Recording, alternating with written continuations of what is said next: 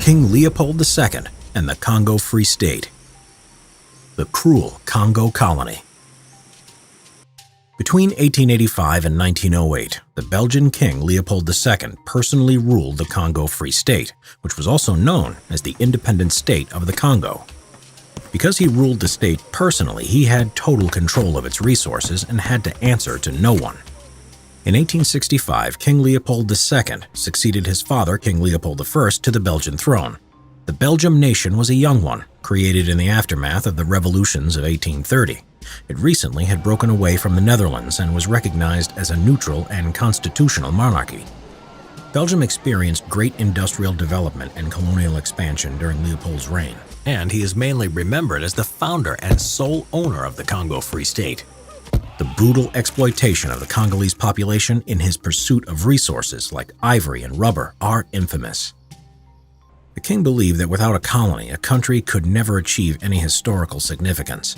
And in addition to that, he believed a colony would have great economic possibilities and could help spread Western civilization. Underneath this, as a constitutional monarch, Leopold II had no real power in Belgium, so it could offer him a way to gain more power and enrich himself. However, his government disagreed with him. They considered colonialism to be anachronistic and were therefore not interested in pursuing his colonial dreams. The king knew he couldn't count on their support and had to think of another way. His eyes were set on the Congo in sub-Saharan Africa, which was largely unexplored in the mid-19th century and was mostly unclaimed by European countries, except for the coastal areas. King Leopold II developed a new strategy to obtain the Congo. In 1876, he helped organize a geographical conference in Brussels so that his operations would be legitimized. There, he proposed the creation of a holding company named the Association Internationale Africaine, later known as the Comité d'études pour le Congo, and finally as the Association Internationale du Congo from 1879. The AIA would provide a front for his colonial activities. That way, he would have a recognized and philanthropic platform. As its mission, Leopold pledged to suppress the East African slave trade, guarantee free trade with the colony, and promote humanitarian policies.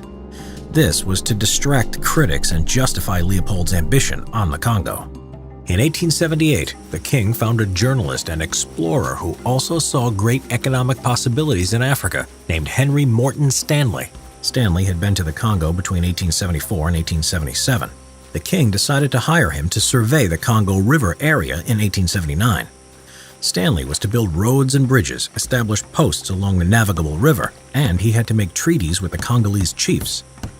His exploration was under the guise of Leopold's holding company, which was devoted to free trade and the suppression of the slave trade.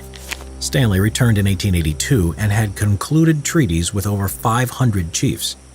These chiefs did not have a true idea of what they had signed and only received a few yards of cloth or a few trinkets in exchange for putting their marks on his mysterious papers, and thus accepting the flag of the Congo Association. King Leopold II was not the only person to see great opportunities in Africa. Many explorers went there trying to claim pieces of land. This became known as the Scramble for Africa and led to the division of Africa at the Berlin Conference from 1884 to 1885. Here, Leopold used skillful and cunning diplomacy and played the major powers against each other. He managed to get the Congo River Basin and change the name of the territory to the Congo Free State. Now, he was the absolute ruler of the basin, which was 8 times the size of Belgium.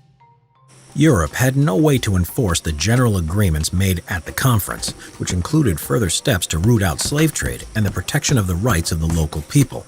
As the enforcement of these agreements was therefore impossible, Leopold was determined to make the Congo commercially profitable.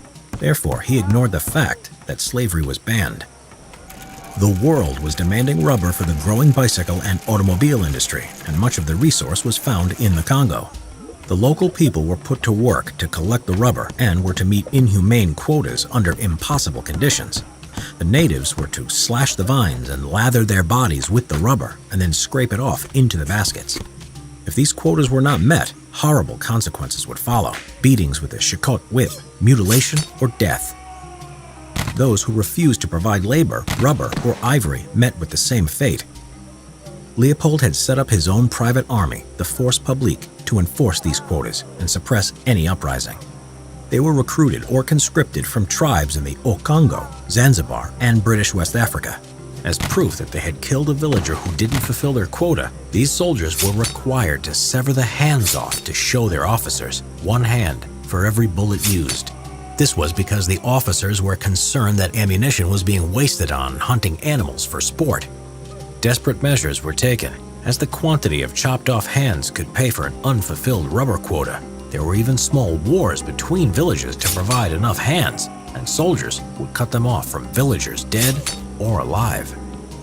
Léon Rom was the brutal administrator who was in charge of the force publique. He was known to decorate his flower bed with the severed heads of his victims and kept a gallows outside his house at Stanley Falls. While choosing to maximize his short-term economic gains, Leopold II exhausted the resources and enslaved the people.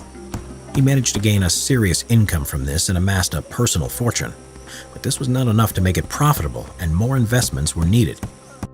In 1889 and 1895, the king borrowed money from his own government. In return, the government would get the right to annex the Congo in 1901. That year, the government decided not to use that opportunity, and Leopold could continue his exploitations. The atrocities became clearer and clearer starting in 1890. That year, George Washington Williams, who was an African-American Baptist minister, made a trip across the Congo Free State. He was shocked by what he saw and wrote an open letter to the king condemning the brutal and inhumane treatment of the locals. He said that the crimes committed were done in the king's name, and even though he hadn't set one foot in the Congo, he would still be just as guilty. Unfortunately, Williams died on the way home, and therefore the king didn't feel compelled to investigate the accusations. But after this letter, other reports soon followed. A public outrage in the beginning of 1904, after European press revelations of what actually was going on in the Congo, led to an international protest movement. Prominent writers such as Arthur Conan Doyle and Mark Twain took part in these condemnations.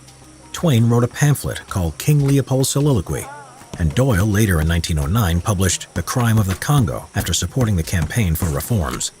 Joseph Conrad visited the Congo colony, which inspired him to write the novel Heart of Darkness, and Léon Rom may have been the basis for the character of Kurtz. It is estimated that as many as 10 million people had died during the Congo Free State's existence, which was half of the population. In November 1908, it was over. The Belgian government forced the king to end his rule over the Congo Free State and give it to Belgium. Starting November 15, 1908, the Congo was a Belgian colony.